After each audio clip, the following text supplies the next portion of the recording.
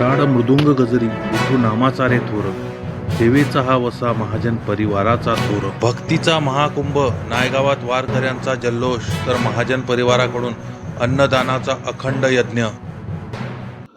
टाळ मृदुंगाचा गजर, विठू नामाचा जयघोष आणि आई मुक्ताईच्या दर्शनाची ओढ. रावेर तालुक्यातून मुक्ताईनगरकडे निघालेल्या पायी दिंडीचे नायगाव येथे आगमन होताच अवघं गाव भक्तीच्या रंगात न्हाऊन निघालं. पण या सोहळ्याचे खरं आकर्षण ठरलं ते म्हणजे डॉक्टर मुरलीधर महाजन आणि त्यांच्या परिवाराने दिलेला मायेचा घास.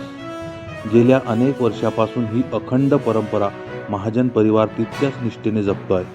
नायगाव येथील शिवमंदिर परिसरात दिंडीतील वारकऱ्यांसाठी भव्य महाप्रसादाचे जेवण आयोजन करण्यात आले होते.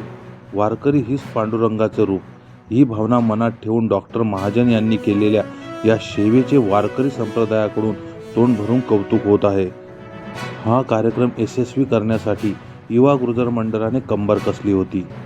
या तरुणांचे अनमोल सहकार्य आणि संपूर्ण नायगावकरांचा उत्साह पाहून हा केवळ एक कार्यक्रम नसून एक कौटुंबिक सोहळा असल्याचा भास होत होता.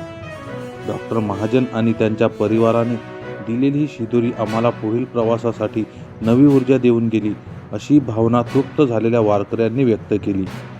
भक्ती, शक्ती आणि सेवा यांचा हा त्रिवेणी संगम आज नायगावात पाहायला मिळाला, ज्यामुळे संपूर्ण परिसरात आनंदाचे वातावरण होते.